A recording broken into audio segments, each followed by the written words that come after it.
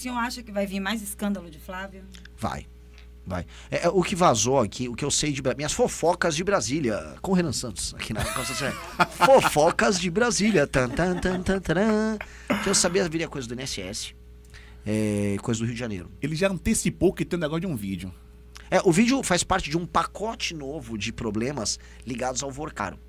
E isso, quem vazou foram advogados que tiveram acesso ao processo. E aí eles vazaram para jornalistas do Intercept e tal, e aí essa é a primeira matéria. Só que tem mais coisa, porque tinham os vídeos. Nos vídeos, o que consta, fofocas com Renan Santos, para Elielso FM. O que consta é que são aparentemente 1 ou 2 vídeos. Tô falando que eu ouvi de jornalistas, tá? Um no avião, num jatinho indo pra lá, acho que bebendo champanhe no avião, conversando, trocando ideia, fazendo piadas do tipo, tem ucraniana pra mim, tem uma... E aí tem a festa com todo mundo, inclusive de linhas ideológicas diferentes, curtindo junto. Você sabe que vocês não vão poder usar isso, né? Da ucraniana. Eu posso, porque eu não fiz nada, né? Você não, a mamãe falei. Ele mandou um áudio. Se o outro saiu com... Ali, assim, ó... O Arthur tomou otário. O outro saiu com... Ali, assim, ó... O Arthur tomou otário do jogo, né?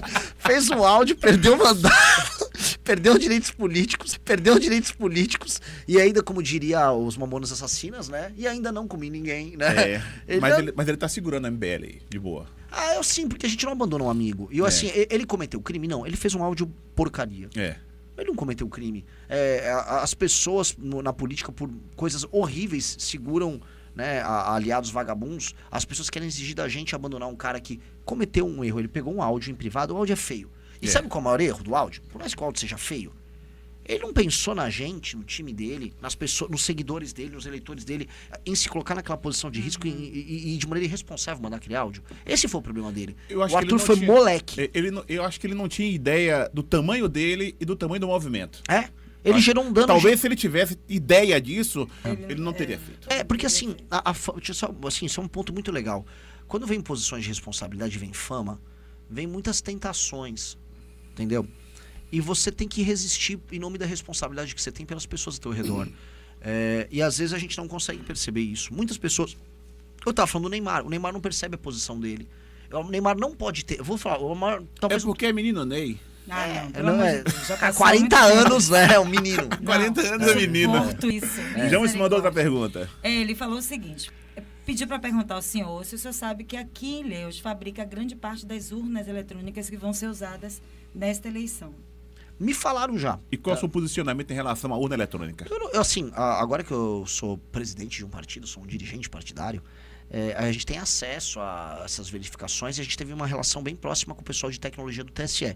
Eu não vi, o meu técnico que ajudou a montar o partido não viu problema nenhum, muito pelo contrário. Ele acha a equipe técnica do TSE muito honesta, muito, muito correta. Então, se imaginam que tem alguma marmelada ali, não tem. Não vi nada disso. Então, inclusive, urnas que podem receber votos seus lá no Acre, muitas dessas urnas podem sair de Ilhéus. São fabricadas aqui. Legal. São fabricadas aqui.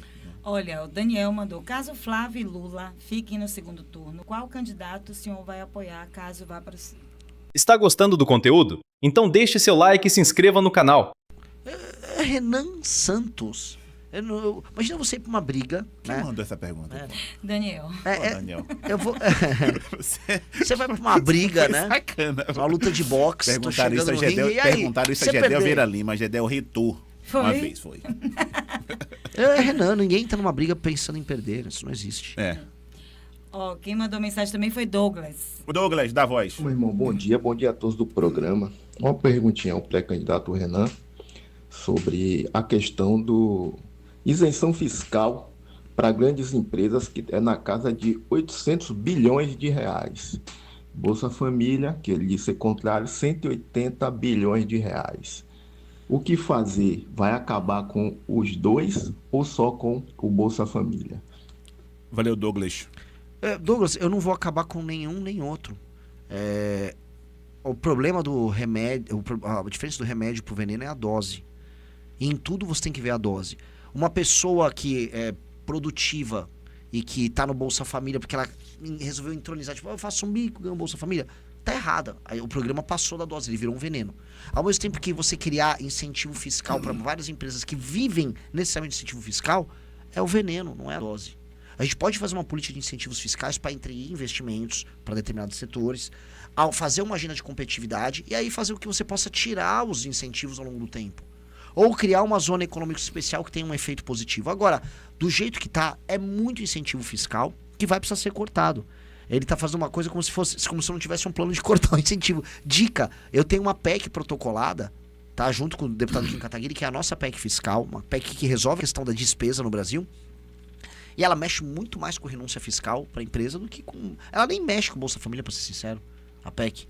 Ela nem entra nesse assunto. O que a gente está falando aqui, de maneira clara, nós temos que atacar a despesa e as desigualdades e os absurdos nos gastos brasileiros. Hoje, renúncia fiscal é parte fundamental disso. Então nós vamos cortar muito. Não pense que eu tô tipo, eu tô protegendo os empresários. Não tô protegendo nada, cara. A Honda lá na Zona Franca de Manaus tem 16 bilhões de renúncia fiscal. A Coca-Cola não precisa estar lá, ela arrumou um esquema, tem bilhões em renúncia. Empresas que são instaladas em vários lugares, em vários estados, com amizade com governadores, às vezes uma amizade que é muito, né, colorida, muito motivada ali, é malandragem. Nós temos que acabar com essas malandragens.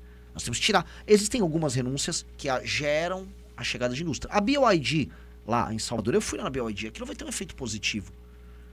O efeito positivo tem que ser incentivado.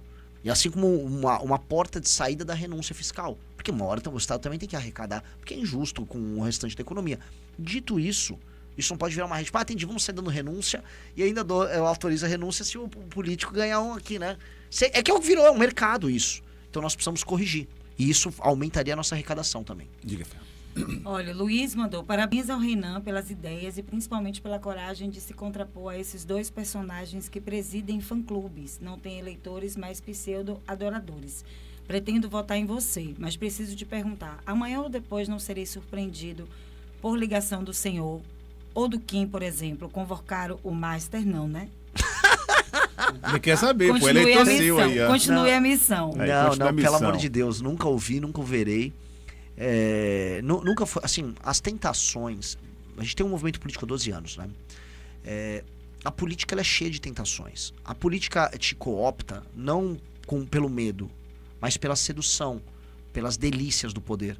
Você vira um vereador, por exemplo, uma cidade média, o prefeito já vai te levar para jantar, o empresário te leva para jantar, você vai conhecer não sei o que, vai aparecer uma mulher bonita ali, vai aparecer um convite para um evento, para uma festa. Um outro vereador vai falar, eu tenho um esqueminha aqui, vamos tirar uma grana junto, a gente vai comprar um sítio ali, não sei o que. As possibilidades começam a aparecer. Você tem que ter um espírito muito fechado para isso. Eu elegi um vereador em Salvador, o Sandro Filho. O cara em 3 meses já estava seduzido. Não resistiu. Queria andar de Mercedes, queria morar no melhor bairro lá em Salvador. Por quê? Porque ele vê os outros vereadores e ele é fraco da cabeça. A gente, o núcleo duro nosso, a gente sempre foi muito forte da cabeça. Não porque somos santos. Não, o áudio do Arthur mostra que de santinhos não somos. Mas que nós temos um propósito muito forte. O propósito muito forte nosso é quero entrar para a história. Eu quero entrar pra história. E pra entrar pra história, eu não posso entrar como um ladrão, sendo um cara fraco, um cara comprável. Eu só consegui montar um partido porque nunca ninguém conseguiu falar, peguei eles no pulo. E isso é uma força. Então, a nossa força está justamente em ter um horizonte de longo prazo, de construir história tão grande, que qualquer prazer mundano agora é pequeno. Mas você tem convicção que a proporção que o Missão for crescendo, espalhando pelo país inteiro, você vai ter, por exemplo, vários Sandros Filhos espalhados pelo país afora, né? Várias tentativas de... Porque... Não, mas aí o cara entra e às vezes você ganha para vereador, ganha para deputado, e aí no meio do caminho se perde. Mas eu vou ser o primeiro a chutar ele. O que a gente está construindo como cultura interna é uma lógica é uma doação que a pessoa tem que fazer. A vida dela é uma doação, a vida dela é um sacerdócio. Ser um líder político num país como o Brasil precisa ser uma espécie de um sacerdócio. A gente vai ter uma regra e um conselho de ética interno muito duro. Porque se não for assim, eu vou te falar, ele não tem mais função pro partido.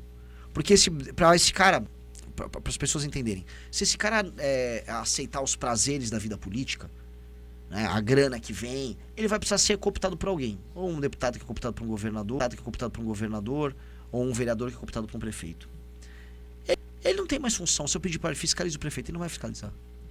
Aí acabou. O partido foi morto ali naquele município. Então é fácil até perceber. Ou você vê os sinais externos de riqueza da pessoa, ou você vê ela votando já errado. E aí a gente tem que chutar essa pessoa. Então essa pessoa, o cara que tá afim de ter, vamos dizer, essa prática política corrupta, ele tem que entender que, nossa, não vale a pena, melhor ir pro partido. Vou lá pro PL. Vai para outro partido. Vai para outro, porque vai dar trabalho. Entendi. Diga. Ó, Rubem Newton mandou aqui. Rubem Newton, parabenizar o corajoso Renan, levar uma mensagem dura pelo Brasil. Gostaria de deixar uma pergunta. Como fazer para acelerar o crescimento do Nordeste brasileiro, fazendo frente ao Sul e Sudeste? Vamos lá. Eu coloco o Sul e o Sudeste, o Nordeste ficou para trás do Centro-Oeste. Nos últimos 40 anos, o Centro-Oeste cresceu, o Nordeste ficou para trás. O Nordeste é uma região que está ficando para trás e tomando decisões políticas erradas. E acreditando, não, agora sim é Bolsa Família com não sei o quê. Não, não é. Você só vai crescer com atividade econômica e aumento de complexidade da atividade econômica. Coisas que não estão acontecendo na velocidade que precisa acontecer aqui. E o que eu vou fazer? Eu vou gerar isso. Eu preciso pegar, por exemplo, atividades que já estão invadindo o Nordeste de maneira positiva. A agricultura. Eu preciso ajudar o agro organizado a chegar nas cidades pequenas do Nordeste. Para você aumentar a atividade econômica. Isso aconteceu no Maranhão, no sul do Maranhão, aconteceu no Piauí, oeste da Bahia, hoje é a região queridinha da Bahia. É o oeste, se desenvolveu. O sul aqui da Bahia era para estar assim também. A parte toda do cacau, que foi sabotada, as culturas de café lá para a Vitória da Conquista, tudo isso tinha que ser, como eu aumento a atividade, como eu expando as frentes agrícolas, especialmente para o meio de um estado como a Bahia. Ao fazer isso, né, ou seja, ajudar o agro organizado, ajudar com frentes de financiamento, eu começo a diminuir o número de pessoas que ficam no assistencialismo. Eu tenho que mudar a administração dos municípios, fazer fusão de municípios pequenos que não têm atividade econômica, e eu preciso colocar uma política de metas, que eu chamo de lei de responsabilidade gerencial, obrigando os prefeitos a ajudarem a fomentar a atividade econômica nos seus municípios. É uma luta, uma cruzada em aumento de atividade econômica. Isto mais a agricultura. E aí, em algumas regiões, eu criar zonas econômicas especiais voltadas para exportação, especialmente lá para cima, lá para a área perto de Fortaleza, para o Rio Grande do Norte, onde é fácil exportar tanto para os Estados Unidos, quanto para o Canal do Panamá, quanto para a Europa, onde você está numa posição logisticamente confortável, atrair empresas, usar essa dádiva que tem aqui no Nordeste, que é a energia eólica, a energia solar, arrumar o grid, colocar as baterias para a gente ter data centers que em grande parte serão, vamos dizer, alimentados com energia. Esses data centers vão alimentar a inteligência artificial, redes sociais para o resto do mundo e para o Brasil. Isso trará empregos de altíssima qualidade, empregos bons aqui para o Nordeste. Ter um foco em industrialização também perto da costa, ou seja, com uma zona econômica especial voltada para a industrialização. E onde houver vantagens comparativas, eu dou um exemplo, tem o agro voltado para frutas no Rio Grande do Norte e Pernambuco. Aí você traz um BNDES para, você tá fazendo melão? Vamos fazer uma fábrica de sorvete de melão? Vamos fazer um sorvete de maracujá? Vamos vender para fora do Brasil produtos industrializados com marca? A presidência da República, quando visitar os outros países, quando participar de fóruns internacionais, promover marcas brasileiras para a gente exportar, não uma matéria-prima bruta. O café que é feito no sul da Bahia, ele ser processado não apenas como, eu mandei o café torrado num saco pro gringo. Não. Vamos vender a cápsula. Vamos fazer, o Nestlé, você quer fazer seu Nespresso? Vamos fazer fábrica Nespresso aqui. Vamos ter marcas brasileiras participando do mercado global para a gente aumentar a nossa participação. Aumentar essa participação, até respondendo a sua pergunta anterior, ter produtos mais complexos faz com que o dinheiro grosso do mundo entre para cá. Aí as pessoas que estão trabalhando na cultura do café, o cara que trabalha na fábrica que está fazendo a cápsula, o outro que é o administrador, a pessoa que é a manicure que atende a pessoa que trabalha na fábrica, todo mundo está ganhando mais. E isso aumenta a atividade econômica no Nordeste, torna o Nordeste mais competitivo. É isso que precisa ser feito, não há outro caminho. A gente só tem que ir para o caminho de facilitar e aumentar a atividade econômica. E isso é um foco muito grande do meu governo. Será uma obrigação o desenvolvimento do Nordeste. Se você gostou do vídeo, não se esqueça de deixar o seu like e se inscrever no canal. Te vejo no próximo vídeo.